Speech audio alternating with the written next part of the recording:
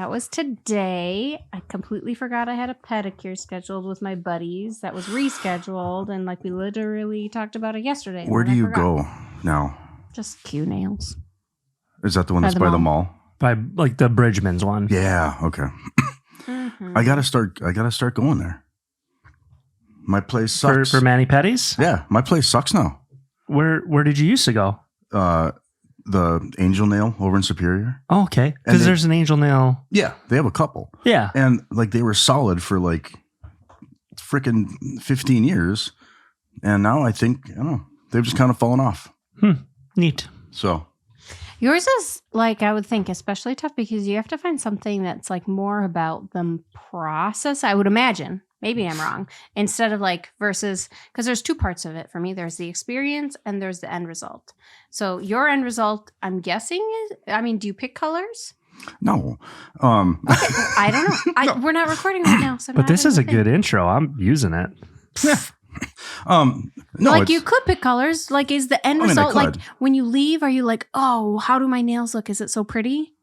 I want those things. I mean, the nail, like the callus, the cuticle stuff doesn't interest me on my feet that much. I don't think I get that, but it's like the callus removal and like smoothing and getting all that. So I guess that's kind of an end result. Like, oh yeah, absolutely. Okay. Yeah. It's just different because you're looking at it. Oh, I want my feet to look aesthetically pretty. I want my toes to look pretty while I'm in Arizona. Well, I mean, so you want your feet to look good, not necessarily your toes. Not necessarily the toes, but I mean, I'm pretty rough on my feet. So, I mean, if I don't have that maintenance, I end up looking like a hobbit. You know, like they get really rough. So I took Matt once or twice, and I felt like I felt like I was gypped a little bit because he got the same experience minus the color, sure, which is a big part of the pedicure. So you're paying the same amount of money, but they're not like painting his toenails. Like I'd like him to get more of like the calf massage and the exfoliation and the callus removal and the blah blah blah, the foot massage, the cuticle removal. So bad. Oh. You know, like you want it to be more like a massage experience, kind of like a facial or something, right? Like if you're not going to get like the color and your toes looking pretty, but I can see the end result. Have to, I mean, of your feet looking I'm assuming nice. They're the same where they give you like the menu to pick from. You know, like my place, there's like a whole, you know, they have like 12 different options where you can. Oh. Do they all include, maybe I haven't looked at the entire menu, but do they, there's the one point where everything just included the nail color and it was like, they were all the same. There wasn't like an option without painting your nails, but you were like, hey, don't paint my nails. So they just charge you the same amount, but just didn't do your nails. Correct. Yeah. I mean, it's not awesome, but if you go get a hamburger and then you get no pickles on it, the burger isn't less. That's a good point. So yeah, I don't know. For me, it's just so much like a big part of the paint. You like the paint. The process. It takes a long time. Yeah. So if you're not doing that, that's a big chunk of time from the pedicure. I would rather have the baby soft heels. That's my goal. My heels are already baby soft. And on that note, thank you everyone for tuning in to another episode of Midwest Married. We got our good friend Joe Polecheck here with us tonight. Hello, thank you. Hi, Joe. Hi. Welcome back. Thank you. Did I pronounce that right? Yeah. For the longest time, we called you Polecheck. Mm-hmm. And it was wrong. We didn't know for years until somebody corrected us. It might have been you. It might have been somebody else. Yeah, you're like, hey, dudes, that's like not my name. Like, what? It's We've one of known those you for years. You just get so used to it that it, either is acceptable. It's fine. All right. Perfect. There was a girl I used to work with, and on her first day, we're like, oh, okay, it's Danielle's first day. And this girl shows up, and she's like, no, my name, it's Danielle. And we're like, we're not going to call you that. It's ridiculous. But I didn't understand, why would your parents name you something that you're going to have to correct every single time somebody meets you? Danielle. Nobody's going to shoot for that right out of the gates. They're going to be like, hi, Danielle. And it was spelled as Danielle? Identical. Oh. Yeah. That's horrific. That would be really hard. We figured she was just lying to us. She could have been. Yeah. That's if funny. it were me, I would have been like, "Yep, I'm Danielle from here in these circles." My parents can call me, but maybe she just really loved it. I don't know. It turns out that was the least weird thing about her. So. Yeah. That might.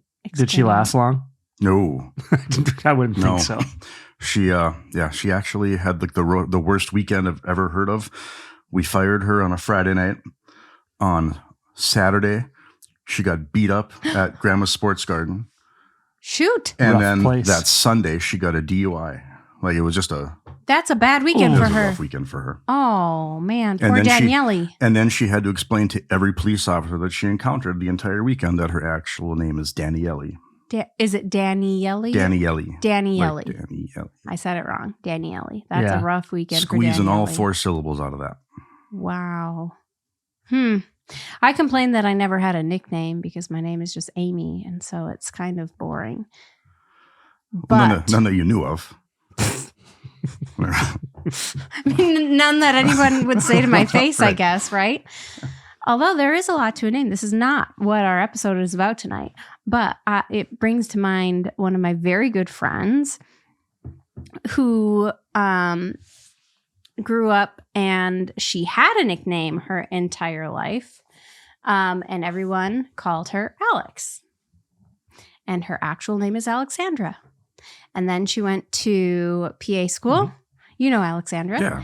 And she went to PA school and she like redefined herself and she put her foot down and whenever anybody like tried to shorten her name to Alex, she was like, no, it's Alexandra. Oh. So I only know her as Alexandra because I was like, okay, cool. Yeah, Alexandra. Yeah, that's what I'm going to call you. No nicknames. I will say your entire mouthful of a name every single time I call you Alexandra. And it fit her very well. And then after PA school, I meet all of the rest of her friends. I go to her wedding, and they're all calling her Alex and all these like little short nicknames. And I'm like, oh, this is so weird. You're not Alex. You're for sure not an Alex. You are for sure an Alexandra. And she's pulled like, off a rebrand. She rebranded herself and she's like, I really prefer Alexandra. I was like, well, cool, dude, I will call you Alexandra every day of the week. So like it. That's my name story. Okay, we're not talking about names today. We're talking about in-laws. Finally, everyone. It took us so long to find somebody who would come and talk about in-laws because everyone is so damn afraid of turned us ruining down. The little progress that our friends have made with their in-laws. They don't want to blow it. They don't want to come on here, spill the tea, and then have husbands or wives be pissed off and have the slim chance that it gets back to an actual in-law. So Joe's the only one brave enough. And for the record, my in-laws, I know you listen from time to time. We have a great relationship now. I think we can agree that always wasn't the case. So anything you hear from this point forward, just let it go. It's just fun reminiscing about the hate. The old days. The old days. Yeah. I mean, there was some growth going along in there. Both ways. Yeah. Yeah. So, Joe, you were beginning to tell me why you were like very agreeable to come on and talk about your in-laws. Yeah. Tell me what you said earlier. I'm agreeable because I will safely say that my in-laws are the absolute best case scenario. They are the most understanding and generous and agreeable people. I mean, in a younger age, I probably wouldn't have been thrilled if I came knocking at the door for, poor Larry and his 3 beautiful daughters that he has. And I understand why he spends as much time in the garage as he probably does. And it's got to be quite psychologically trying, I guess, to have to deal with that. So I will safely say they have been the most fantastic people from start to finish, without question.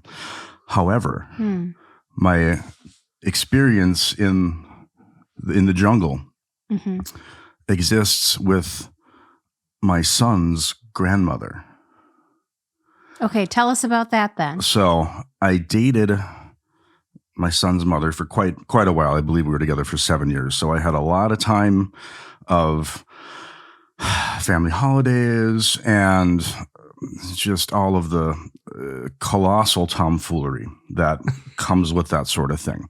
The problem is, I mean, and this was, early 2000s when this was going on. Sure.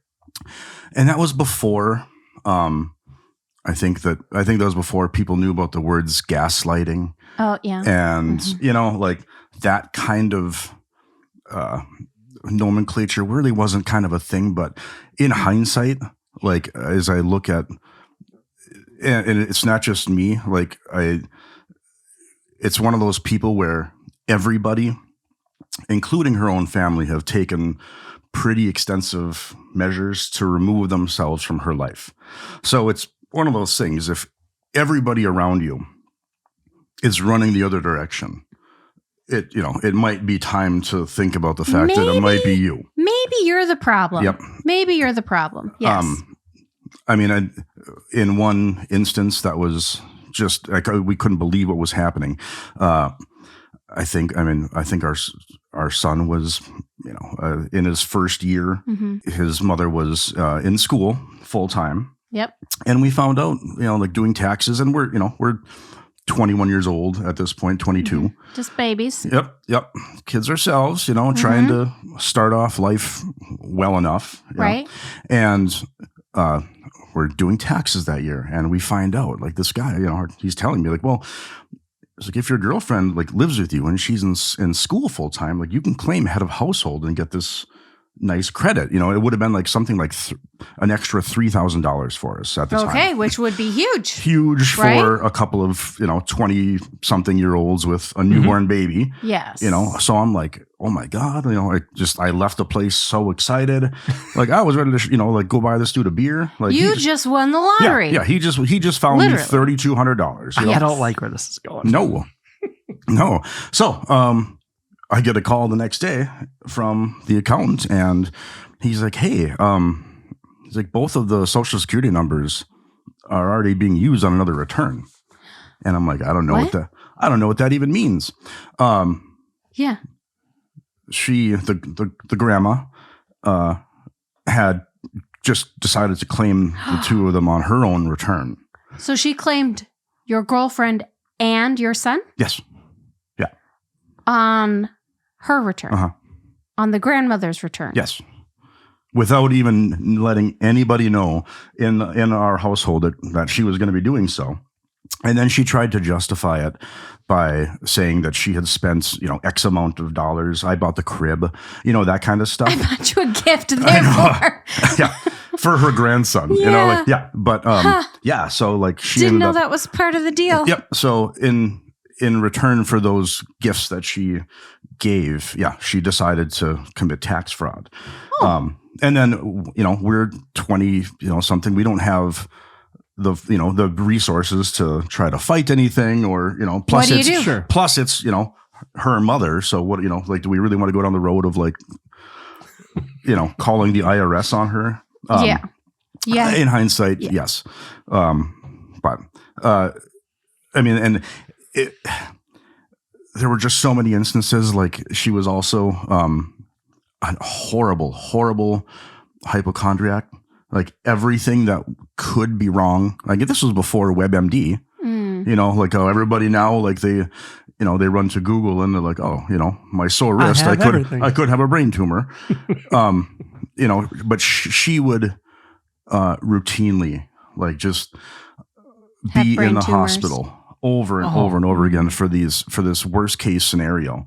And she had worked as a nurse before, which I think was the worst thing because then she was ultra aware of possible conditions. So she was her own WebMD. I mean, I remember like one of the last Christmases that we were together, everybody's there. And then here she comes in like one of those neck collars. Oh yeah. No. And I'm like Matt wore one of those recently. So uncomfortable. Well, she did Never. it for fun. Ah. She did it for fun or attention or something. Oh my- So that'll give you a good indication of what I There was you dealing with for go. many, many years. Yeah. Matt wore it until he had the CT scan and they said, okay, you can take it off. And he was like, thank God, this has been the worst 20 minutes of Threw my it in the life. garbage and probably paid $100 and some odd for that thing. Well, hopefully that's a single use. So That's a bummer. But yeah, I mean, Okay. in hindsight, just honestly, one of the, I say that without exaggeration, she was one of the worst people I've ever encountered in my life. And I still have her number saved in my phone as a big do not answer, like just in case there's ever anything that I don't know what. You don't want to delete it because then if a random number pops up and you're Exactly. like, I'm going to roll the dice today Yep. and you answer it. Yep. Yeah. Yeah. So, You don't want it to be her. Gotcha. yeah, Well, in-laws. So you know the best of them, you know the worst of them. very much. Excellent. And it makes me extra appreciative for the current situation that I have because holy crap.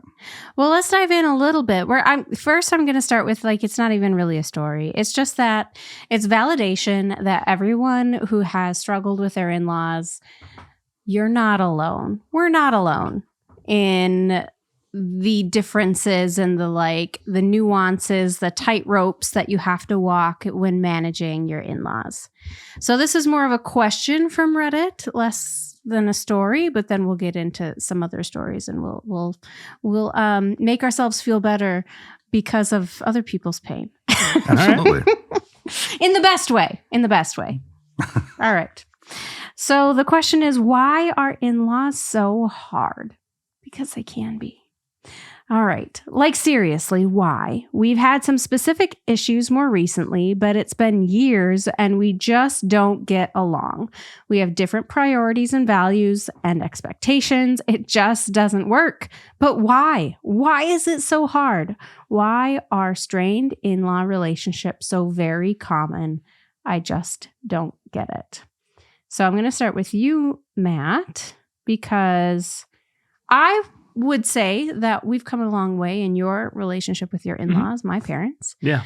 But it was not always the case. Why do you think it's so hard? So I did think about this question in a different context, right? Knowing that we were going to talk about this tonight. And I would say that I think it is difficult because as a parent, it's like a child is a love that you've never really known, and you put all your energy and effort into raising them and loving them. And then you have expectations, and you have built this thing in your brain on how great your own children are and that they deserve the best, and you want the best for them and how somebody should treat them, talk to them, X, Y, and Z. And then oftentimes you're not living up to this impossible perfect person that you've built in your brain for your child. So Matt at 16 comes knocking on the door, Hooligan hockey player. hair, and I've seen the pictures. it's true. Your hair was too long, Matt. Yeah, it was, and Owen Wilson shows up at I the door. know. They like you better with short hair. now that I'm bald, You fixed everything. completely changed my image. It's true. He plays hockey. He's probably doing drugs. He's one of the cool kids. I mean, that's what they said. And he wasn't doing. Amy wasn't really thrilled. yeah. Amy had just broken up with her boyfriend at the time, and then Bruce ran to the door. His shirt was off. He's in his jean shorts. He's like, "What time are you going to have her home?" I'm like, Jean "What cut time off do you shorts. want her home?" Nice. 10 o'clock. I'm like, 9:45. She'll be at the door. Holy hell. And I came from a spot where anybody that I had ever dated before, all the parents loved me. So I thought, right? Mm-hmm. I never had any poor interactions, or it was all smooth sailing until I met your parents. And holy hell, it was probably a solid 10 years of fun that we had. It was not well liked. A lot of fights. Yeah. I don't know where the tipping point was. I was going to ask you that right now. Like, where do you think the things took a good turn? Oof. Because now they love you. I mean, kids or Before then? Probably I think before then. It then. was probably when Amy had moved to Florida. Okay. And I mean, we still stayed in touch during that time. And I would see Kevin and I would take My Kevin, Amy's brother, out. We'd go fishing. We'd go camping together. And I think there was some distance there, but I stuck around. And then I think ever since that point, once you moved back, it was golden with most of your family. And then your mom probably really turned the corner when I invited her to pizza when I asked your dad and brothers if I could marry you. Mm. And I included your mom in on that conversation, and she was very happy, I would say, and thanked me for including her. And yeah, ever since then, it's been smooth sailing. We've never had any other issues. That's good. Might a little bit be. I wonder a little bit. Like, we dated for a very long time, right? And although I was a pretty good kid, pretty nerdy growing up, right? Like, yet still the black sheep of my family somehow, right? Like, I didn't follow the rules as much as my 3 siblings did. And so perhaps it was a little bit more like, okay, by that time we had proven that we didn't have any babies before getting married. Well, and that was the biggest and that thing, was, right? That was a worry and a fear of theirs, an expectation. And then like once we got married, then it was like, okay, fine, do whatever you want. Right. Yeah. They were more religious, right? Societal and norms. They did not Scared about really that. enjoy reading Amy's journal. No, they at didn't. the time. And What? What? Amy's parents got a hold of Amy's diary. Ooh. And there were naughty scribblings in there about events, and that did not go over well. No, not at all. Different expectations of what you think your daughter should be and who she should be and what she should be doing. And when you feel like it doesn't align with the reality and what's actually going on. Has that ever worked out for a parent ever? I don't know. I'm not really sure. Ever. Oh. Didn't work out for them. So now we just, breeze past that. And everybody's fine. Why do you think it's so difficult? In-laws? Mm-hmm. So there are many things I appreciate about your mom. And really for in-laws, like there's like your mom, it plays the biggest role. Your dad we see here and there. So so he's a little bit easier, right? We see a little bit less of him. Your mom has done very many things. She's been very generous many times. And I think that she's going to agree with absolutely everything that I'm going to say, because I feel like we've been pretty open about who we are and what we are. And she knows, like there's no dishonesty or anything in play in this relationship here. We know that often we don't see eye to eye on things. She has said, and I remember her saying that, the very best thing that has transpired with our relationship is the development of setting boundaries between us. That's her words, not mine, which I would wholeheartedly agree. Finding those boundaries, setting them, and being like, okay, having that space for her to be herself and for me to be me. And I think that coming from a spot where we started dating, we were so much younger. It was also transition from me being a child dating Matt, basically like we're 16 to now I'm nearly 40, right? Yeah. And so full-fledged adult, even though sometimes, legally. Right. Legally we're adults here. Yes. And so I think that has been a little bit of a struggle, and finding those boundaries has been really tough. So Matt's mom is someone who, if she is on your side, she is going to be your ride or die. And she will, I don't even care. She will lie for you, steal for you. She will bury a dead body for you. Cool. She's got your back. Good ally. 110%. But holy hell, if you messed up or if she thinks you messed up Yeah. and you are not on her side and you are doing something she does not agree with, you better be prepared to run because you're about to be that body she's going to be Nice. burying. Yeah. That's cool. So that's Danette. You know, Okay. she's very much like she's either got your back or she's going to be burying it. So I work really hard to not have her preparing my Yeah, grave. Right. I feel like I'm, for the most part, pretty successful in that. It might already be ready. Could be. You've Could just played your card right so far. No, I actually think that she really does love me. And so we found a good spot now, but it hasn't always been that way. But she's also very much a person who she knows her opinions and she's going to voice them. And that is probably one of the most difficult people that I have. It's a weird thing. It's like a lot of my friends are actually very much like that. And I love that about them. But also that's a thing that I struggle the most with because if I disagree or if I don't want it to be that way, then I have a hard time speaking up. Or if they're angry with me, I have a hard time like letting them be angry and Sure. still having my peace. So that's Matt's mom. That's me. We circle each other kind of like sharks. And for the most part, we do okay. How about you? I think that my mom might be the problem. And I was It's your mom, huh? so I was debating if I was going to go down this path or not, but you know, I don't think that she listens. I know she doesn't listen. I hope she doesn't listen. Sorry. Perfect. But here we go. So a recent change is, I mean, she was living in Michigan up until a couple of years ago, where she moved to town with me here, Yes. and not with me, but in the same town. Same Yes. town. Yep. I'm coming to move because I want to be closer to you. Yeah. And it's been a difficult transition for exactly none of my life. I was the primary contact, and now I am.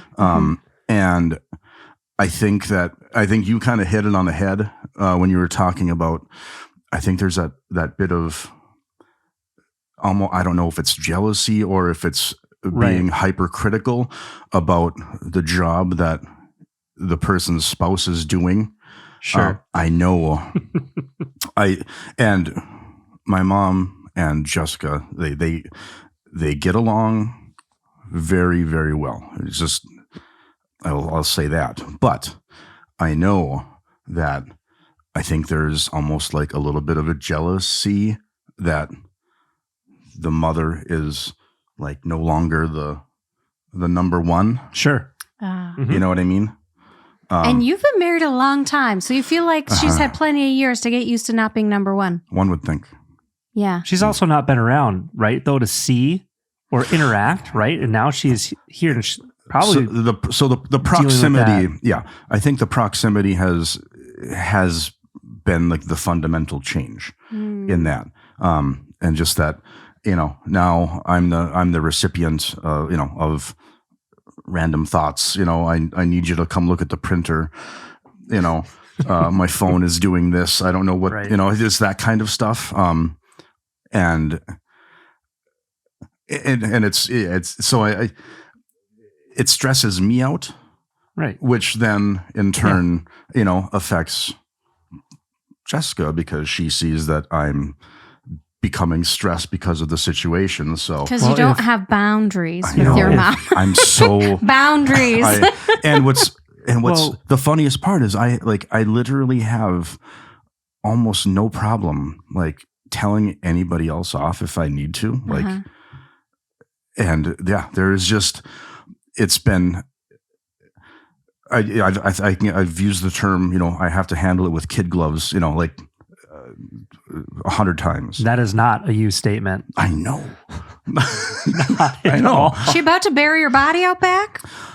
Is she going to call Danette up and be like, "Hey, ride or die, let's go"? I mean, I don't know. It is a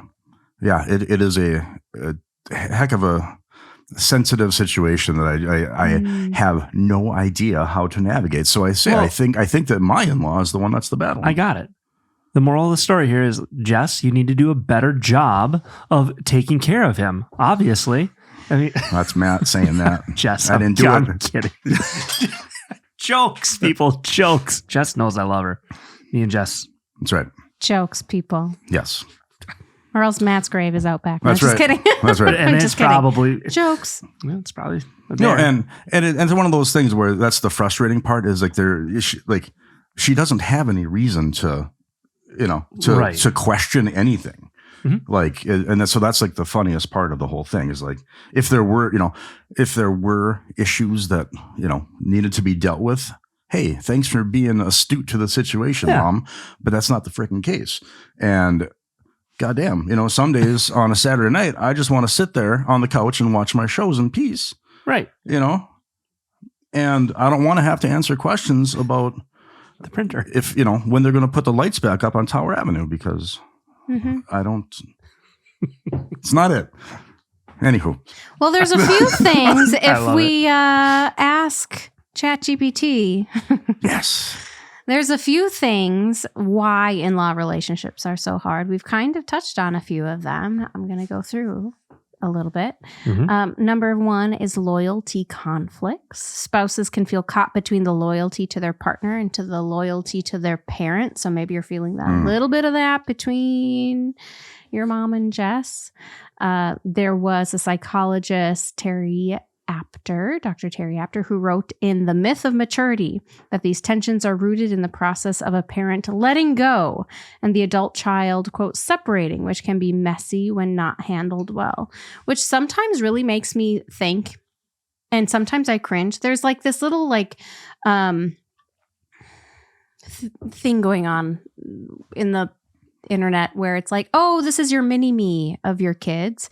Like literally, I understand like the pride of having your kid be like you and look like you and whatnot. But I think it can get taken too far. And I don't know why I have such a personal beef against the this is my mini me. I think what it is it because it's like putting yourself on your child and not acknowledging them as their own separate person and human, where it's always bothered me. I enjoy hearing, oh, your daughter looks like you. Oh, your son acted just like you, looks just like you. Look at the nose or blonde hair. I like that, right? It's fine.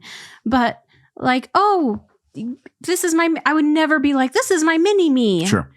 No, they are for sure their own person with their own likes, their own talents and creativity. And I don't know that everybody feels that way. I sometimes think that some people embrace that too much, where that would make letting go harder to have such a, when parents feel so much of a responsibility for their kids, whatever their kids do, it's on them. Sure. I also kind of think what I have done and the mistakes that I have made in my life, I'm not blaming my parents for that. Most of that is really on me. Sure, there's all interconnectedness or whatever, but you need to have that separation. Okay. A little bit. I think you've overanalyzed that trend.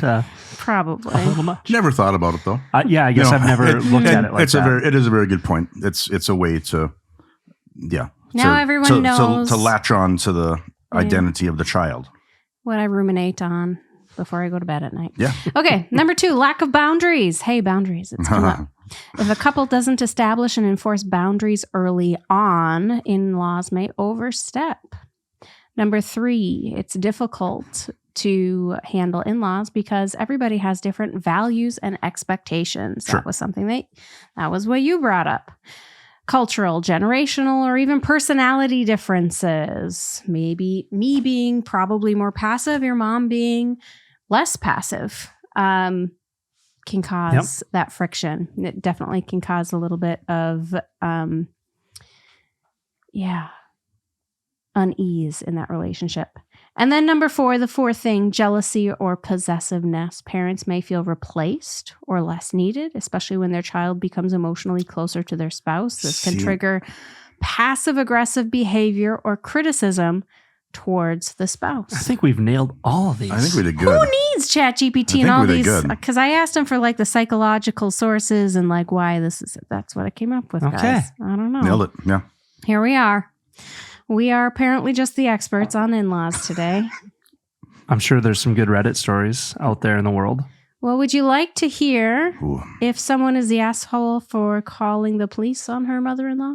I, 28 female, got married to my husband, 34 male, a week ago. We got engaged about a year ago, and when I got engaged, my mother gave me a pair of earrings, which she said every woman for generations in our family had worn for their weddings. They are 4-carat dangling earrings and are worth a lot. I felt very honored to be given them, and it made me feel closer to my grandmother who had died 2 months prior.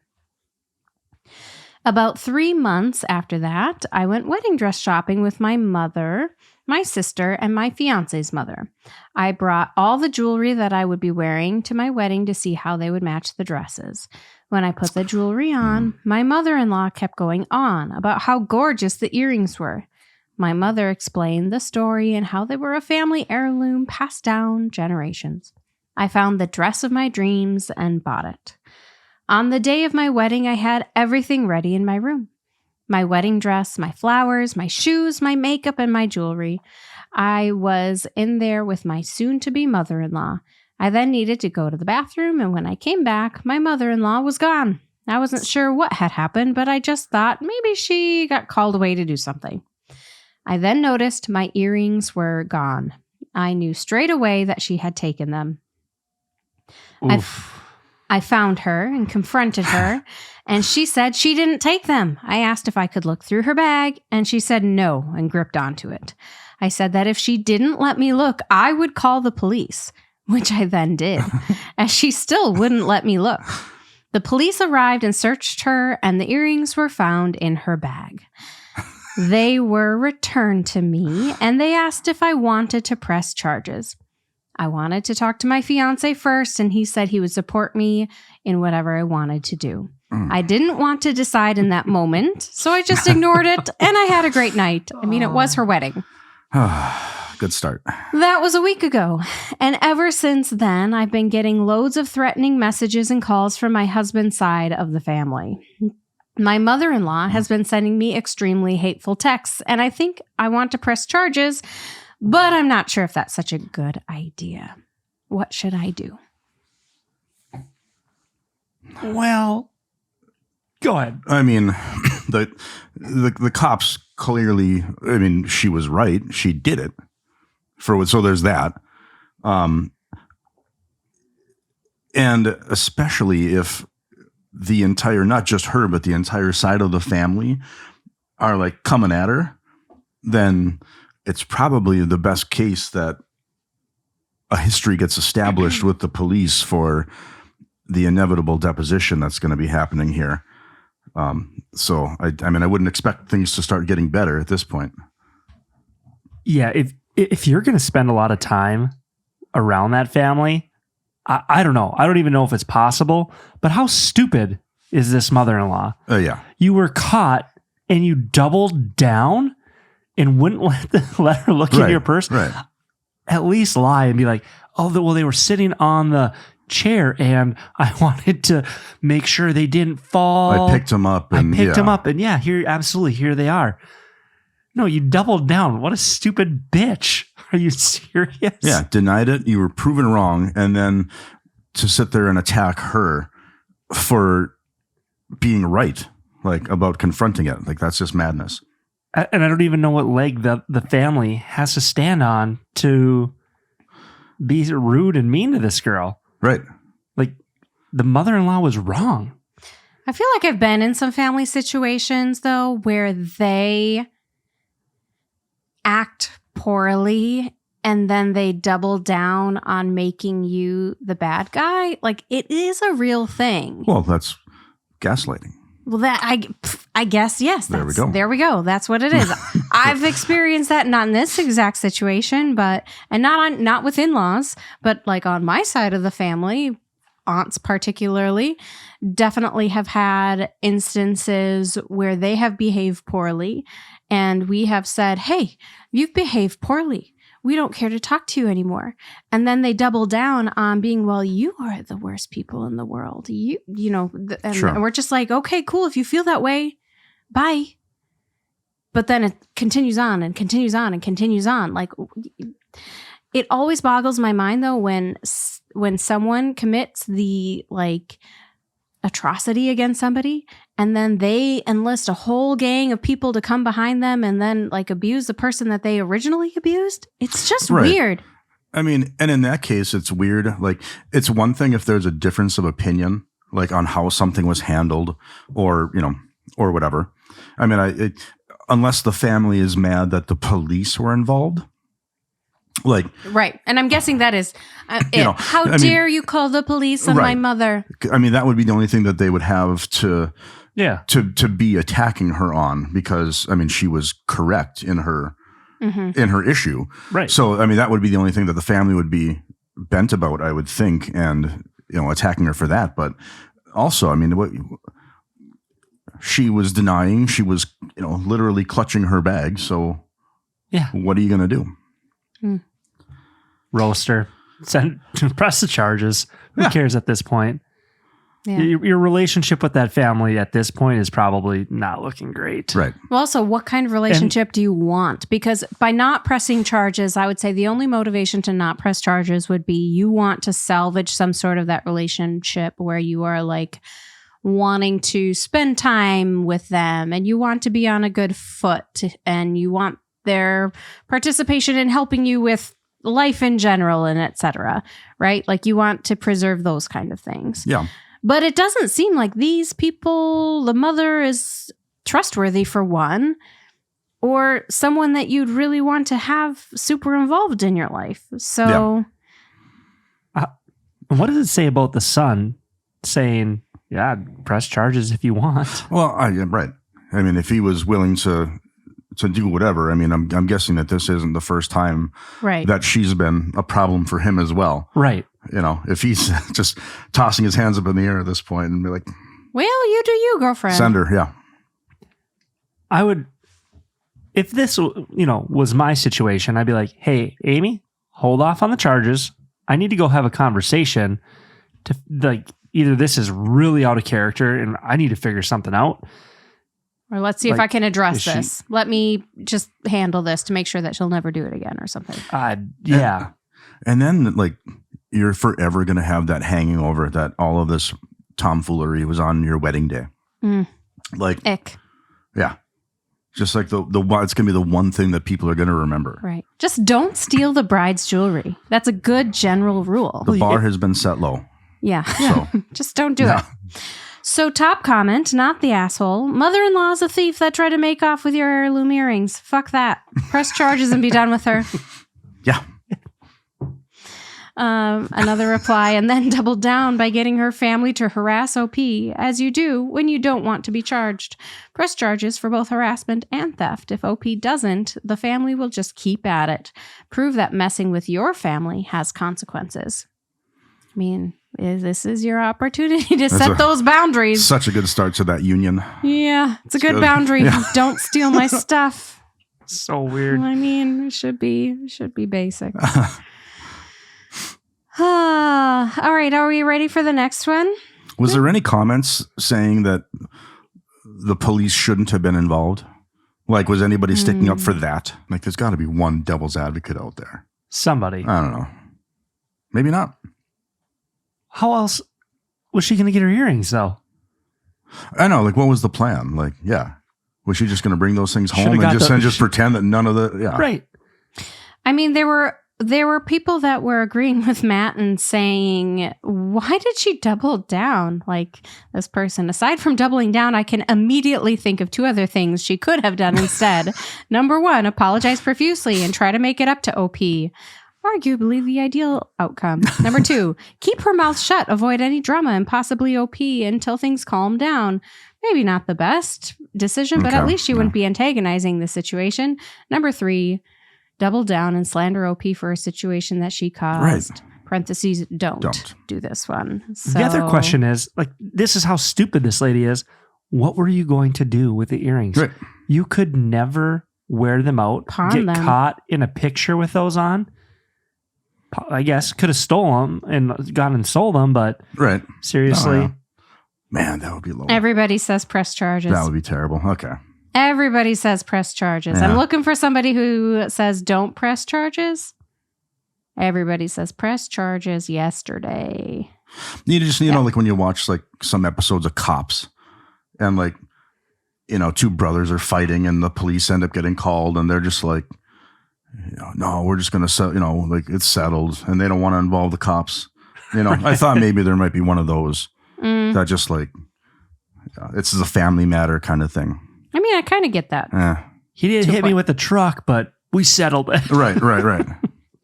So I was like, oh, wait, what was this one? And then I remembered I picked this one because this one is a little interesting because it's written from the perspective of the mother-in-law. Okay. And she says, do I have to deal with my daughter-in-law to have a relationship with my son and grandchildren?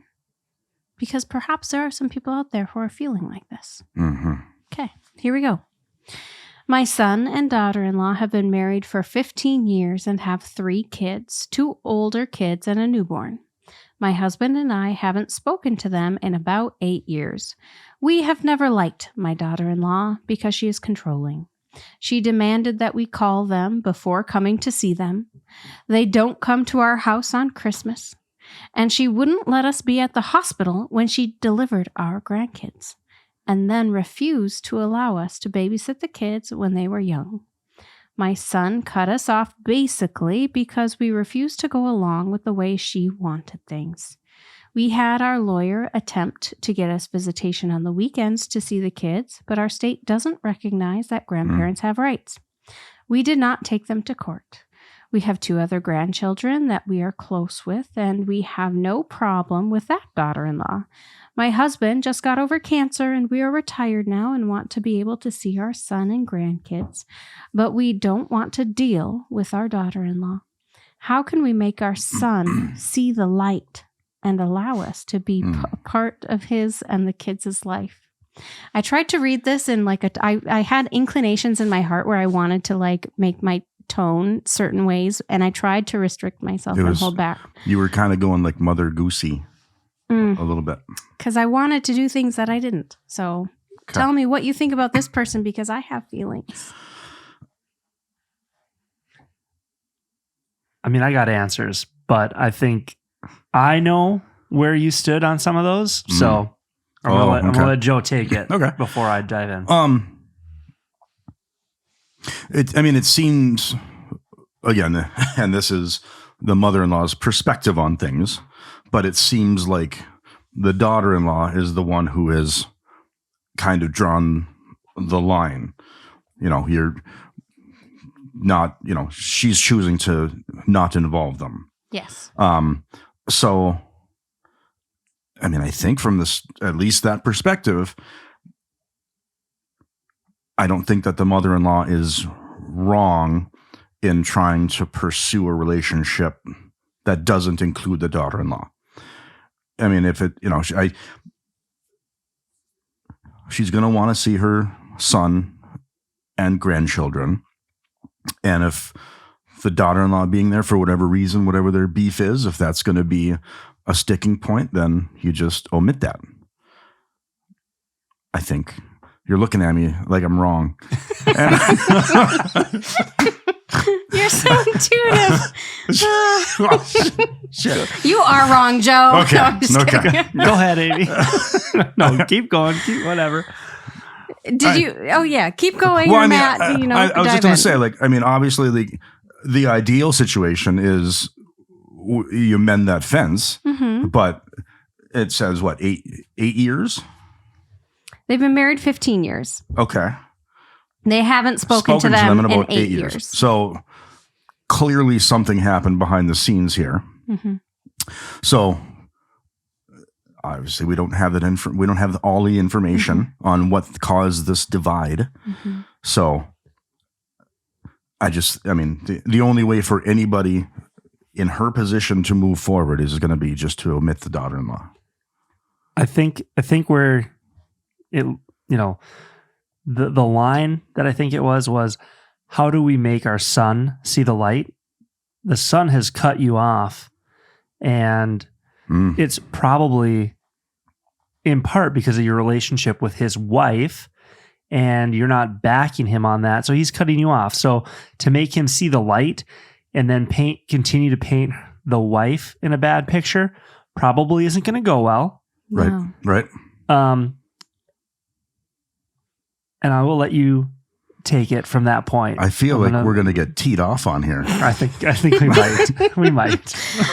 Oh, you want to hear my thoughts so much. Okay. So first I want to say I'm not against mother-in-laws. I think that there are fabulous ones. You say that your mother-in-law is wonderful. 100%. I know your mother-in-law is also wonderful. My mother-in-law is wonderful. Yeah. Yep. Cindy's great. Yep. I have a coworker who literally told me I have absolutely zero things to say bad about my in-laws. She told me a story about her mother-in-law never inserts her own opinion without permission. She goes, hey, she goes and she's happy and she's helpful and she's generous. And she, if something's going awry, she goes, would you like to hear some thoughts I might have? And she says, I sometimes say yes and I sometimes say no. And her mother-in-law loves her regardless and they just move on. And that sounds like a wonderful situation to me, right? Like they exist. There are beautiful, wonderful mother-in-laws in the world. I hope to be one someday, right? Like that is absolutely a goal. I'm keeping notes for myself on how exactly to be the best mother-in-law possible when that time comes, right? So there were a few key phrases in this specific story that set me a little bit off, that triggered me a little bit to be like, okay, mother-in-law, you need to take 1 or 2 or 5 steps back and do some self-reflection, because what your version of the situation is I 100% guarantee not the story that we would hear from son and daughter-in-law, right? Correct. So, okay. She labels daughter-in-law as controlling. What does controlling mean? Does that mean that the daughter-in-law has a way that she wants to raise her kids that perhaps is different from how mother-in-law would raise her children? And daughter-in-law has asked her to follow what she prefers in the raising of her kids? Because I do feel like, okay, mother-in-laws, grandparents, you kind of had your turn. And then it is time a little bit to pass the reins and let the parents raise their children. And so if there's particular ways that they prefer things to be done, as long as it's safe, as long as it's loving, caring, you should try to abide by that and follow by parents' wishes. In my opinion, I think that, okay, you got to let the parents be parents. You had your time, you got to let them have their time. So this initial labeling of controlling, I think sometimes that's the knee-jerk reaction. I want to, I put my babies to bed with 5 blankets. I want to put this baby to bed with 5 blankets because it's cozy. And then daughter is like, that's not the current recommendations. We don't put our baby to bed with blankets anymore. It's a safety thing. Please don't do that. And then like, you're just controlling. My kids turned out just fine. Right? We didn't raise our kids out of a book. Yeah, that's what your mom told me once. Nice. Whoops. Didn't sit very well with me. It's fine. But she also might be controlling. Maybe. Okay, let's continue on. And our dissection of it. Here's her examples. Could be the worst. Mm-hmm. Here's her examples of her being controlling. Okay. She demanded that we call them before coming to see them. Personally, I feel like that's pretty reasonable. That's okay. Yes. Okay. Agreed. Yeah. They don't come to our house on Christmas. Okay. Well, I feel like there might be more to it than that. Sure. Okay. And she wouldn't let us be at the hospital when she delivered our grandkids. Few things. Yeah. The delivery of babies is a very personal thing. And I mean, I was personally okay with your mom being at the hospital, my parents being at the hospital. That's okay. They were not in the delivery room. They were in the waiting room. Everybody was happy with that. Yeah. I know a lot of people who are like, I don't want my parents or their parents anywhere within the hospital until we call them because, it's a very vulnerable time where all of your bits are everywhere for everyone to see. I mean, did it specifically say like And specifically, she doesn't say her kids. She says our grandkids. Sure. But I mean, she doesn't indicate correct, like not in the delivery room, but She wouldn't let us be at the hospital. So, I mean, maybe, it's one of those where like, oh, she's in labor. Maybe a phone call would have been nice kind of thing. But even like, there are people who are like, I don't want you, even if I know you're in the waiting room, you're waiting on me to give birth, that puts pressure on me. Some people don't want that. Sure. And for them to hold that against her, I think is a mark, especially in combination with the three examples of her being controlling, needing a phone call before they come over, not going to Christmas, and not being allowed in the hospital when she is giving birth. I don't know. To me, those do not seem to be like really good legs to stand on to say that this is a controlling person. I knew you were going to say every single thing you just said. Nice. You know me so well, Matt. But on the other side of things, okay, everything that this mother-in-law listed out, everything needed more information. Yes. Why don't they come on Christmas? Is it because they just don't like us and blah, blah, blah, blah, blah? Or is it they claim they're starting their own family tradition of Christmas at home in the morning? Have you offered it out to like, hey, we're not going to come to Christmas, but we'll come on the 27th. We'll come on the following Saturday to celebrate. I don't know. There's so much missing information, and I really hope there's some updates. And like another one too, like regarding the didn't want me at the hospital during birth. I mean, were there other family members there, but they were excluded? Or was nobody there? We don't know that. Exactly. But sometimes the less information I've got means the less introspection that they've had, in my opinion. They didn't say that other people were also there. They didn't say that. That's fair. I mean, if I was writing one of these, I would make sure that my point was made. You would have details. I know you, Joe. Exactly. You would have details. And also, again, it's the language. She delivered our grandkids. Like, that's annoying. Yeah, that's annoying. Huh. I don't know. All right. What do the people say?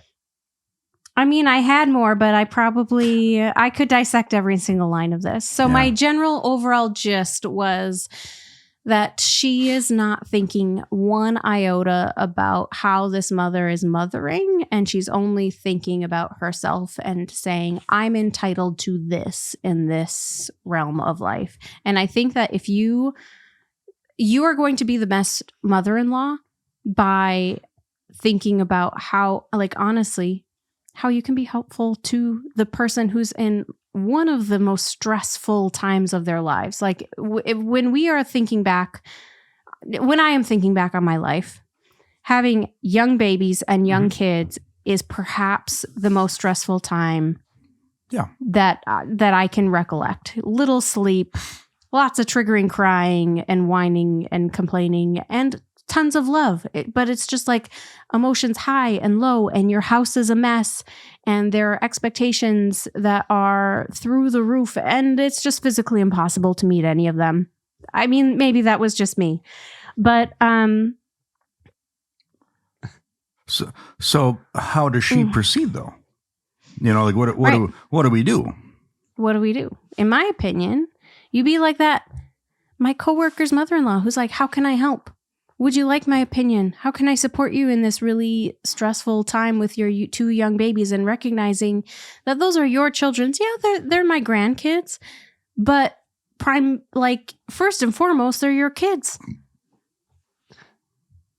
I think that personally, that is the most helpful mindset to come from as a mother-in-law, right? Mm-hmm. Like, and it also puts it on the parent. Like, I trust you to love my grandkids. I trust you as a parent. I trust you to take care of my son if they're married. Mm-hmm. Mm-hmm. If you're not doing any of that, basically you're saying, I don't trust you to do anything, and that you're incapable and incompetent. Like, so. I mean, and that might be like a goal for them to shoot for, if either of them are even interested in that. But, I mean, is she wrong to try to pursue a relationship with her son and her grandkids. Oh, okay. Yeah, I was thinking bigger picture. We're going back to the and they've been estranged for 8 years totally, now. Totally a goal for them to have, like the healthy relationship. Where does she go from here? What are we doing next weekend? Right, next weekend. Okay. So I think next weekend, if she wants a relationship with her son and her grandkids, she needs to approach her son and first acknowledge, hey, where did we go wrong? What can I do? How can I acknowledge where my participation in this rift? And what do you need from me in order to solve it? What can I do in order for us to move forward so that I can see our grandkids? And I'm okay if it's just me, you, and the kids, right? If you want to be supervised and your wife, is she okay with me just interacting with them? If she's uncomfortable with me being there, that might be the first step, right? But you got to start small. You have to earn back trust. Because in this situation, somehow that trust was lost. And if she's discussing seeking, consulting lawyers for grandparents' rights, that's not a good sign that, an amicable relationship's going to be possible. They're already getting a hold of lawyers and stuff. So I think it's going to be, hey, I'm really sorry, son and daughter-in-law. We messed up. I'd really like to have a relationship with you and the grandchildren. I'm willing to play by your guys' rules. And she's going to have to stomach said daughter-in-law. Absolutely. And her controlling ways because they're her kids. So, just my thoughts.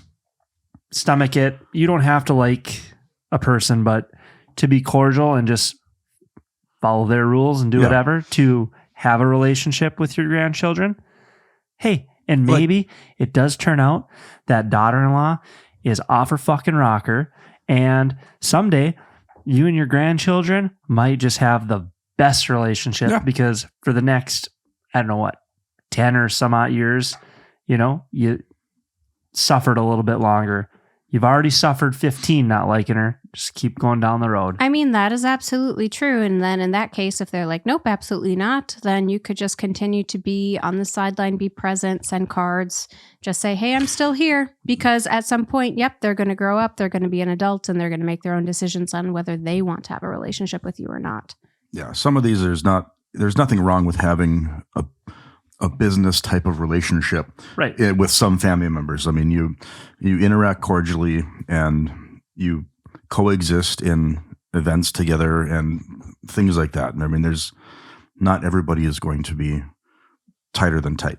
You don't have to be besties. Yeah. Okay. Top comment.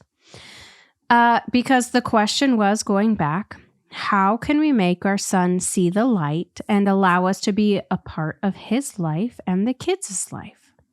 And the top comment was, you don't. You went too far to try to control your son, daughter-in-law, and grandkids. They are better off without you in their life. At this point, you have to live with the consequences of your actions. Huh. And I did not read these before we kind of made our discussion. Next comment. This has to be a joke. If my parents acted like you are describing you did, they would be dead to me. Ooh. Wow.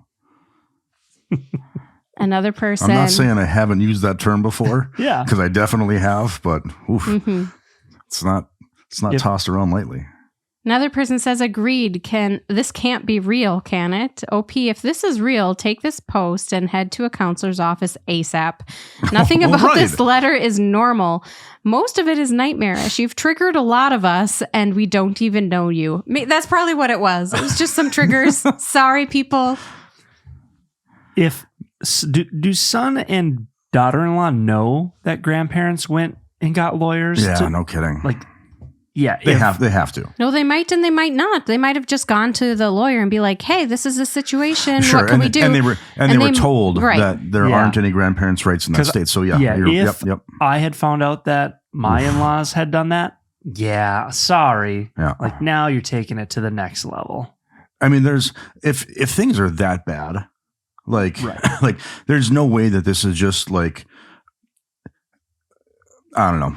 There's a lot more that has been omitted from that story, which actually, like I said, that if that was my story, I would make sure that everybody knew every little detail about All the dirt. about what happened to cause this fracture. And So there's a lot of people that are being like, I think this is real because this is very much like my parents, or this is very much like my in-laws. I don't think it's that uncommon. I don't No, think I so agree. either. I don't think so at all. Like there are some people out there that just like, they just bitterly Hate their in-laws. do not and get along with. Or they just don't get it. They just feel entitled to I mean, how they want to see things and how they want to do things. both of my parents hated my son's mother. So that was fun. yeah. Amy can relate to you. Yeah. It's But now you're the favorite, Matt. wow. That's true. It is true. The hero arc. I like it. There's hope. Risen from the ashes. Another comment, setting boundaries does not equal controlling. You refuse to see that and cooperate with it. Now you're reaping what you sowed. And then you wanted to sue them for grandparents' rights? Being a grandparent is a privilege, not a right. You played stupid games and now you're winning stupid prizes. Do you agree with that? About it being a privilege, not a right. I think I agree. Yes. I think They're your Yes, I do. kids. Yeah. Yes. For yeah. 18 years. Yes. Because I think I'm not sure about Minnesota. Wisconsin is a grandparents' rights state. Oh, interesting. Yeah. Yeah. So I didn't even know grandparent. Yeah. Grandparental. grandparents rights. can have a legal, like, arranged visitation. Huh. Yeah. Yeah. Didn't no, know that. Not a fan. I think it's weird. Yeah. Yeah. Especially because, I mean, like, any time spent with your kids, I mean, that's literally like, I mean, they're going to potentially influence or, whatever, your kids. I mean, what if you have a bad relationship? And obviously you do, if they had to go get grandparents' rights. See, but I want to know, like, the legality behind it. Like, why is a judge going to give a grandparent rights if you're a normal parent or a normal person, right? Are there drugs involved? Do you Like have a if you're criminal parenting history? well. Are you, if you're parenting well and you just Right. don't like your parents, you tell them to fuck off. Well, I mean, the basis for the grandparents is that, I'm estranged from my kids. Nothing we can do about that. They have no interest in a relationship, but I still want to see the grandkids. So that's, Wow. yeah. That was in a documentary. It was the saddest documentary I've ever seen. Dear Zachary. That's about grandparents' rights. And if those parents wanted to put the nail in the crazy. coffin on that relationship with their own kids, that would do it. So this is, here's a comment about grandparent rights. They say these toxic grandparents always misunderstand what, quote, grandparents' rights mean. Grandparents' rights exist so that, for example, if your kid dies and their spouse remarries, you can sue to keep some contact. Nowhere in no court would a grandparent be awarded visitation against the wishes of two biological parents. So maybe there's a little bit of context for you. Interesting. Yeah. Okay. So, yes. So if I died, you couldn't then say, Bruce and Cindy, you can never see the kids again. That makes sense. Yeah. I would think, like, again, as long as all is well and there's no shenanigans going on anywhere, I feel like that would be reasonable. Yeah. Right? I don't know. All right. Interesting. I thought that was an interesting take, and I was a little triggered by that one, and therefore I wanted to talk about it. So if you are a mother-in-law, make it your primary goal to be the best mother-in-law that you could ever be in your life. That's just my advice. There you go. Want to hear a funny one? Does it have to do with father-in-laws? No. Is there a father-in-law story at all? No, but this is a good one. You're going to like it, or you're going to chuckle. Okay, but if your dad Oh, man. had asked Jess, like, hey, son, When are you going to fill that bucket up and give me some grandkids? Oh, no. That happened to you, didn't it? Did that happen? I'm on to you guys now with that kind of stuff. I got some that good stories. Oh, yeah. You know, do you feel real comfortable? You know, like his arm around you, around me. You know, that was a. I've got a story I'm going to tell off camera. Okay. Oh, shoot. You know what? Tell us. Oh boy. Oh boy. Okay. So, at the time, I'm living in a house in Superior. I have a couple of roommates, and my girlfriend at the time is also living in the house. And I go to bed and I wake up, it's just a normal night. And I get home from work the next day and I find out that my dad had stopped by my house absolutely drunk and was up talking to my roommates for quite a while. Oh. And they told him, like, oh, Joe's upstairs sleeping. And my dad proceeded to go and tell all my roommates that if I've got a girl in my bed, or if he's got a girl in his bed, he should be fucking. And he said that to my roommates. This sounds... Yep. I can picture and this. I bet your roommates were like, oh, yeah. For weeks. I'm like, there's no way that happened. Like, there's no possible way that happened. And like, my dad kind of lived like out like in the country a little bit. So like, it made no sense. Yeah. I'm like, this is good story, guys. Like, this is awesome. This didn't happen. Yeah. And I find out he was in town for a wedding. And yes. Yeah. It actually happened. So he did stop in my house. He told my roommates some other mortifying stories about himself that I'm not gonna share right now. No. But yeah, he actually had stopped by my house. Yeah. Good story. Yeah. Sorry. Well, I had to. I've never told anybody that story. I've never told anybody that story. Yeah, it was very in line with Matt's dad. Oh my God. Very in line. Yeah. Yeah. Except at least he didn't have like his arm around your roommate. Just, I don't know. I mean, maybe he did. I was asleep. So. Oh, parents. We've got so much to live up to. Right. I think we're doing all right. Yeah, right. Okay. This is kind of funny. You ready for a funny one? Okay. Let's do it. I accidentally got in the shower with my mother-in-law. Dear Reddit. Oh. Seems like a scene out of a movie I've seen. Right. Me and my wife have been living together for almost 4 years now. I travel a lot for work, and when I get home after a week of traveling, me and my wife can't keep our hands off of each other. When I landed at the airport and got off the plane, I let my wife know I'm on my way. And in her naughty voice, she replied with, I'll be waiting for you. Now for the next part. Some context may need to be given. My wife will sometimes pretend not to hear me so I can grab her and pick her up. It's a game we play. And now that I typed it, I hear how dangerous it actually is.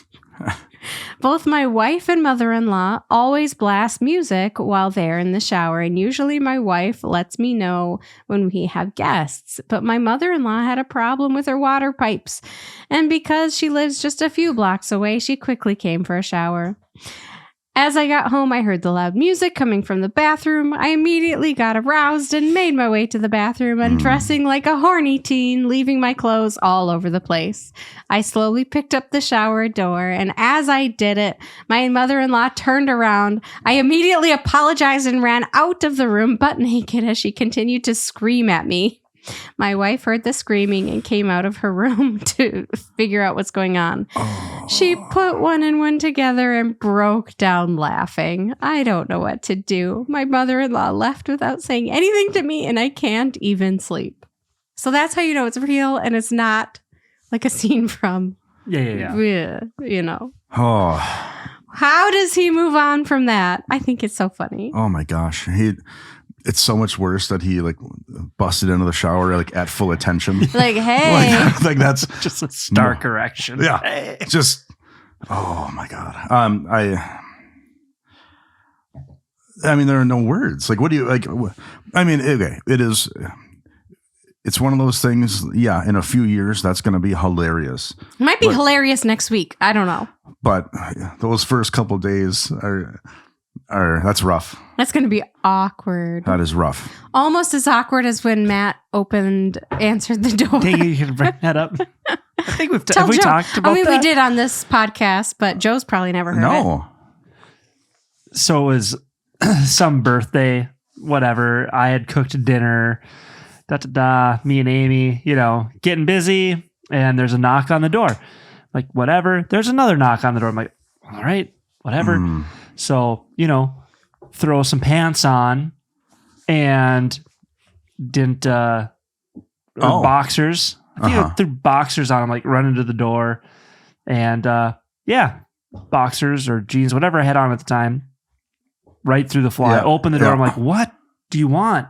Oh. And it just slipped out. And Who was at the door? it was my mom. Excellent. Excellent. Yeah. And what'd you say? What'd she say? She was like, she forgot She's her like, keys or something, I right? forgot my keys. Put your dick in your pants. Oh, no. At least, I don't know. It's probably better that it was your mom and not mother-in-law, right? 100%. Oh, at that time? Yeah. I mean, Yeah, you you were probably would have been 18. castrated Yeah. had it been my mother-in-law or Yeah. your mom. Yeah. Anyway, everybody. Sorry, Cindy. I don't think she listens. It's fine. Dang. Yeah. That's rough. That was great. Yeah. At least dealt with it and moved on. That's good. She grabbed her keys and she left. That's good. Top comment. Your wife laughed. I'm laughing right now, and you will laugh soon too. As for your mother-in-law, I'm not sure she will ever laugh. It's not great. It's so much worse that he It's so funny. Yeah. just boner leading the way. It's just that's so much worse. Here's another one. Let me give you a quote mother perspective on this. It never happened. I don't know what you think happened, but it never happened. We will not discuss it because there is nothing to discuss. It never happened. Next time you see your It was all mother-in-law, a dream. say nothing about this unless she does, but no one thing. Privately, she's laughing her ass off. That's It funny. has to be like a frosted door, right? Or very, very steamy in there. Or like curtains are tough to see through. Yeah. No, I mean, well, they said there was a door. It was a door though, right? Yeah, so it's got to be Frosted. the privacy glass did its job. There you go. Here's another one. Don't feel bad. It happens. I drunkenly tried to get in bed with my mother-in-law one night. I was blitzed out of my mind and took a wrong turn out of the bathroom at the lake house in the middle of the night. I ended up in the wrong room, but didn't know it. I quickly learned that she sleeps in the buff. Only remember bits and pieces. My pregnant, at the time, wife heard me take a wrong turn and was already on her way to grab me when it is all played out. Luckily for me, they both found it hilarious the next day, especially when telling me about it and realizing that I didn't quite remember it. I still get shit from both of them and from my stepfather-in-law about it. So, yeah. That would be a bad story to hear about the next day. Yeah. Like, hey, whoa. that wrong turn. Oh my God. Okay. So we'll do this. Here's a fun this side one. story. Another one. Side story So off so camera. I don't care. Oh, all right. Go on. Yeah. So I saw one of the headlines was like am I the ass? Like in love with the sister-in-law? Oh, yeah. Okay. That was the one that we're probably not going to do. No. Well, let me go all the way back here. Mm-hmm. So before I met Jessica, I worked with her older sister Morgan at the bar that I was managing. Oh. Okay. And a bunch of us went to a concert at the Deck, and a group of us had heavily pre-gamed for the concert. It was not a good night. But I saw my boss there with my future sister-in-law, and I went up and high-fived and hugged my boss, and I went right in for a kiss on on Morgan. Like when you first met her for the first time? No, I had met her a few times. But the first kiss? But I had never tried to drive that strong to the hoop. All right, here we go. I let her. You went for it. I went for it, and it crashed, and it was a spectacular fail. It was horrible. In front of your boss. Yeah. That makes it even better. Yeah, and it was horrible. And then, fast forward like 4 years later, like, oh, I'm engaged to her younger sister. Yeah, how'd that go? So the story has come up a few times, and we recently went on like a family vacation down to Mexico. Yeah. And we're sitting at lunch, and that was like one of the first days. So I'd had a few cocktails, and for a moment, like when you're sitting there by yourself and everybody else is talking around you, and like the little thoughts cross your brain, like it almost came spitting out. Like I thought it would be a fun story to tell on the table, like right in front of like her husband and her parents and all that, like all the above. I didn't tell the story. We call that an intrusive thought. Yep. Yeah. So that is, yes. I managed to top that one. I thought about it. I'm like I think it's hilarious. Like what would anybody else think? And yeah, no. I'm like, you kept that as an inside thought. I kept it as an inside thought. But Jess knows the story? Yes. All right, we're good. Yeah, she knows the story. Funny. I love it. Yeah. Yeah. Let's just tuck that back in there. Different story. Save it for another time where everybody's having cocktails. Yeah. And then the chances of everybody finding it funnier are higher. Yep. Yeah. Mm-hmm. You got to know your audience. That's right. All right. Well, here's the next story. Maybe our last. I don't know. Am I the asshole for breastfeeding my son around my father-in-law despite him getting upset? I, 23 female, recently had my first child and have been breastfeeding. I don't use a cover because my baby doesn't like it. My husband's parents have commented in the past about my breastfeeding, saying I don't need to be doing it in public, distracting and showing myself to people other than my husband because it can wait until I can do it privately at home. The issue recently happened when my father-in-law came over to visit. He made a comment to my husband that I managed to overhear about how my top was showing a lot. I did notice him glancing down there a few times. I wasn't wearing anything revealing, really, just a normal top, but I do have a bigger chest and a little skin was visible. I know my husband's parents don't like me nursing around them or near them. My husband has asked me previously if I could do it in my room to not cause a fuss when they're over. I was nursing in my room upstairs that day, but I was getting tired. I haven't been getting much sleep, taking care of the baby, and constantly going upstairs. My baby was hungry. They were all busy outside, and I was in the living room alone. I pulled my top down a little and started nursing my baby, but then my father-in-law came back into the room after coming back in the house, looked right at me, and huffed a little.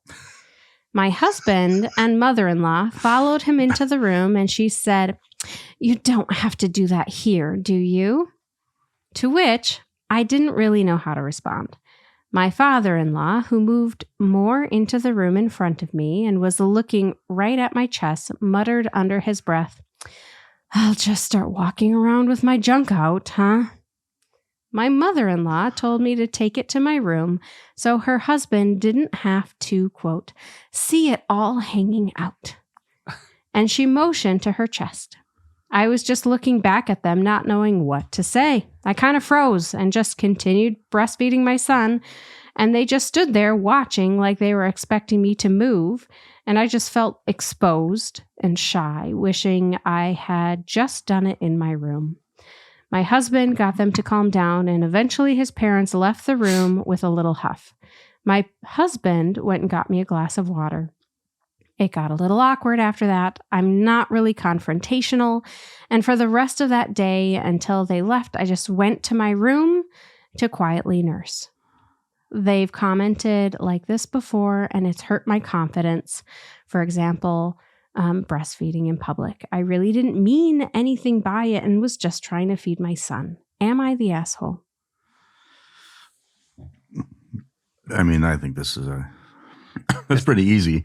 Like, I'm just, that's all right. Ready? I mean, I'm really interested. Asshole or not the asshole? Ready? 1, 2, 3. Not the asshole. Oh, That's would have been that's funny if it would insane. have been on 2 different pages. That's insane. So Especially really, in their though- own house. Jesus. I think it really is actually a really common problem or issue that nursing moms come up against. Like, it's not something like you would think, oh, what, it's year 2025. People should be accepting of nursing moms. I don't think that's always the case. So I was really curious to hear from a male perspective on what you think about this. I don't think there's much to say. I mean, I think it's insane that especially like the in-laws would be that just disagreeable when they're in in the children's house, especially. Yeah. And I don't. And I mean, she made like multiple mentions about like him like staring her down while she's doing it. Right. Like it's something dirty. Like what the hell, man? Like if control your goddamn self. No kidding. Okay. If you have that big of a problem with it, I mean, you're more than welcome to just leave the room, right, and go do anything else besides like staring at her exposed boobs while she's breastfeeding the grandkids. Right. That's the weirdest thing I've ever heard.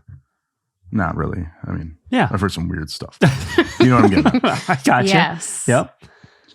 All right. So Matt, so we went through years and years of breastfeeding, right? So like I nursed both our kids, and it was a difficult thing. It was something that was super important to me. Nursing and breastfeeding giving so many benefits. However, my official stance is fed is best. So, whatever works for the mom, cool, awesome. Mm-hmm. But it was like nearly 2 years with both of our kids. So a span of basically 4 years of nursing with both kids combined was like the breastfeeding life. And so coming into it, perhaps we've had friends who've had babies before. I think that your comfort level and your perspective and everything perhaps didn't necessarily change, but like giving that context, give me your thoughts. Well, I mean, I know it's 2025. And I think we're still following the science nowadays. I'm not sure. But hope to God we are. I think the science says that it's more beneficial for a child to be breastfed. And there's a lot of benefits to it. Yes, it's antimicrobial. It's liquid gold. Yes. So it's liquid gold, right? That's what you hear. So that's how you're going to feed your children. Then it's got to be done. And they're children. They can't talk. They cry. They're babies. So when they're hungry, you feed them. It doesn't matter where you're at or what you're doing, really. I'm a guy. Tits are great. Love them. And if you have them out while you're breastfeeding, I can not look at your breasts. You don't need to look. If I'm that uncomfortable with it, to Joe's point, father-in-law in this story could have left the room. Or, hey, I see you're breastfeeding. I'm just going to go hang out in another room. Or, sit down. Keep eyes up here. This is where your eyes are at, people. Right here. Right. Simple as that. I mean, I've walked in on somebody else breastfeeding before, and you just and you get the hell out of there. Right. Like, and I also, or maybe they don't care. Maybe they would rather just. Yeah, we had a lot of friends where we're like, yep, it's just, this is our lives right now. And especially for us, when we had everybody had babies at the same time, everybody was nursing. We'd get, we'd have friend get-togethers. And I think that's maybe what I was remembering, where you were like, you weren't even fazed by it anymore. Ryan, your buddy, another buddy, wasn't even fazed by it anymore. Yeah. We would just nurse our babies and with all of the husbands present, and no one gave us any shit for it. Nobody felt uncomfortable or weird. They were just like, yeah, feed your baby. Yeah. And then it's fine. The father-in-law making comments like, oh, I just walk out with my junk out. Sure, man. Go ahead. Rip it out. It's just anatomy. I mean, whatever. But also, it's a completely different thing. Right. And it's absolutely ridiculous. I mean, all you can think of is that if there's a generational component to it, like if they're possibly in like the, I don't know, boomer age. I have a person envisioned in my brain. So Yeah. that's exactly what I was kind of doing too. Like, Right. just, some old, silver haired I mean, that's what you think 100%. about. a-hole, just, Yeah. just walking aroround judging everything. So, I mean, And- that's the only thing I can think of. Like, if they're anything younger than that, I mean, I think, I am in the Gen X crew, and Yeah. I mean, it's a common thing, like with. But there us. are definitely are groups where men will say this to this day. Yeah. I mean, where's the husband in this as well? Why isn't he like, Right. Mom, Dad, why don't you guys just leave if you're going to have such a No problem kidding. with it? Yeah. This is how we've decided, and get out. Yeah, And that's- there are some times in cluster feeding, like depending on time of day, where your baby, like generally it's maybe every 2 to 3 hours, but yeah, maybe it's in the evening and they're cluster feeding Wow. and they just will not get off the boob. That absolutely is a real thing. Do you just want them, mom and baby to not be a part of any of the family gathering? Do you just want them to be Right. ostracized in their own home to whatever room that you feel comfortable that they're in, right? Like, it's not fair. If you're uncomfortable, I agree. Then perhaps you need to like re-examine yourself or come back a different time. Mhm. Wait until that baby's a bit older, I guess. Yeah. I remember, so I worked at a family restaurant, Perkins Bakery. It's where a lot of, no alcohol, none of that shenanigans, but a lot of old people would come to Perkins. And I can remember there being multiple occasions over my 10 years there where an elderly couple would be upset over somebody feeding or breastfeeding their child in the restaurant. That's sad. Like, it what was would you say? Make me proud, please. I would just offer them, all I can really do is I can get you a new table. I can move you back to the dining room if you'd like to be over there. Make them move. Yeah. Excellent. Yeah. Oh, there's yeah. Really Great. You never shamed anybody I think- never. or asked them not to feed their child. I think now that you say that story, I think that's why I have that mental picture in my head, because a restaurant that I worked at when I was in my like late teens, I had a similar couple of situations, and Right. it's just like, you're welcome to move wherever you want. Mhm. I'm not gonna, definitely not gonna tell her to stop. Yeah. Seriously. Good. Well, It's ridiculous. top comment. Not the asshole. You are not flaunting your bare breasts. You are feeding a Yeah. baby. Next time they say something, reply by saying, my breasts are for feeding my child, not for your sexual enjoyment. If you can't handle that, you need to remove yourself, as I will not make myself or my baby uncomfortable because you can't avert your gaze. That was their recommendation.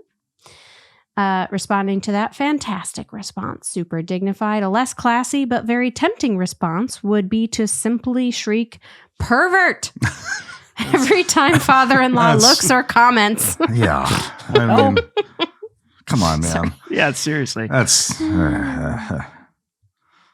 And to the mother-in-law, I understand now why you lash out in frustration. Being married to someone unable to control his sexual inclinations, no matter where he is, even when his infant granddaughter is involved. Oh, yeah, yeah. yeah. Like multiple looks that's not Yeah. super, super bad.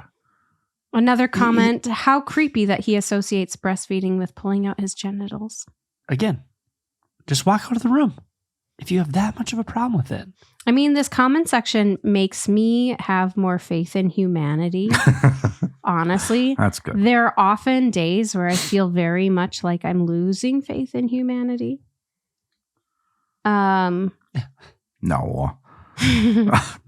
Everything's right in the world Yeah, right now. Things are awesome. Jesus There's a Christ. whole lot of winning going on lately. Right. Yeah. The sarcasm. Oh. I get downvoted every time I say that the dick is not the male equivalent to twit. to twits. We're going to take this one out because I can't speak. because I was remembering, I think it was you giggling every time I swore. I I was like, I just can't say these things. it brings these me words. so much joy. It really does. Well, they say because we're deleting this. Like the episode when you had to say the word pocket pussy like 6 times. Well, this is probably like I was just sitting there laughing at my desk by myself, and everyone's like, "What are you doing?" I'm like, it's just we're going to continue on. We're continuing on. I just can't. That's staying in it. That was hilarious. Because literally, probably why I blushed was because further on they say, okay, here's the comment. I get downvoted every time I say that the dick is not the male equivalent to tits. The dick is the male equivalent to pussy. The male equivalent to tits. It's just pecs. That's yeah. There you go.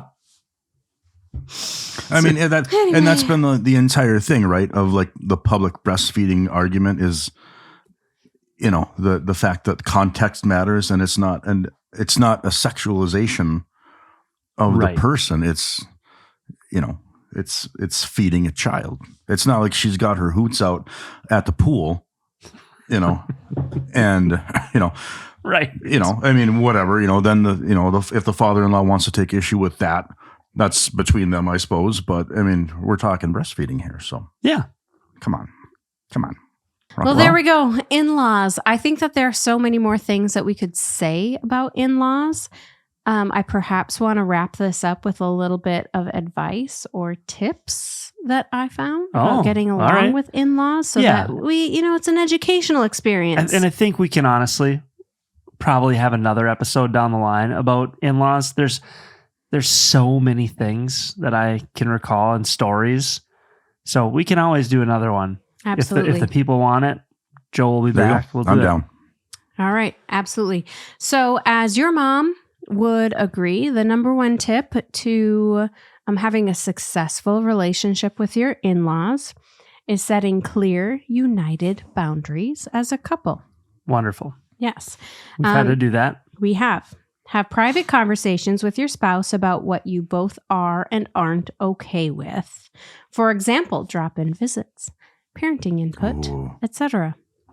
Like my dad. And then present a united front to parents to avoid triangulation. So yes, I think that's really important. Providing that like united front. It's me and you making this decision. We're not like making one of us the bad guy. I also feel like whoever's parent it is, it should be that person to deal with that parent. Yeah. Most of the time, or at least in our relationship, that's what works best. Yeah. Matt, if we decide something, you kind of talk to your mom to set that boundary. If we decide something and it's something for my parents, I still handle that. Yep. No, I talk to my parents and fill them in on what's going on. Okay. And that just makes it easier. Number 2, communicate respectfully, but honestly, right? Assert your needs clearly without being rude. For example, we love seeing you, but Sundays are now our family rest day. That was the example. Clear, but honest. Number 3, try to understand their perspective because empathy can go a long way. Ask yourself what they might be feeling or fearing. Often it is the fear of losing connection. I would agree with that. Okay. It's okay to put yourself in their shoes as well.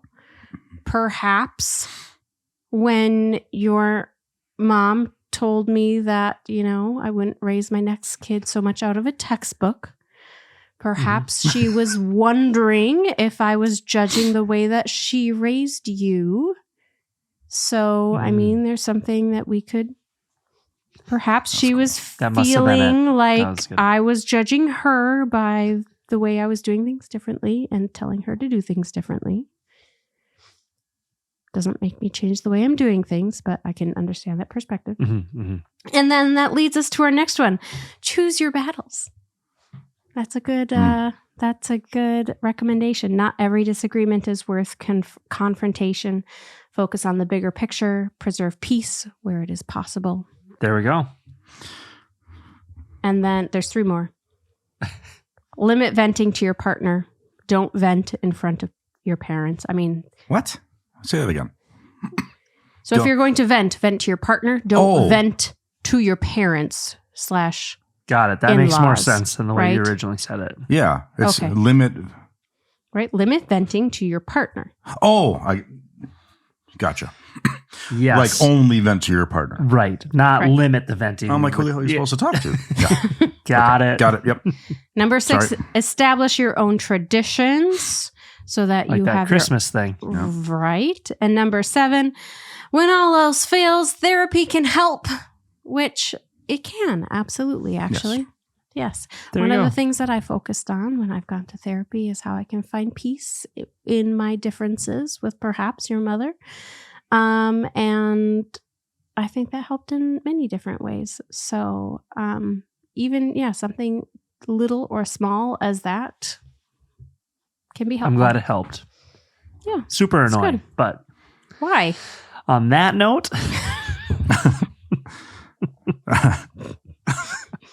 You just made things real awkward. I'm kidding. Uh-huh. Jokes. I promise I'm going to be in therapy with my mother within a year.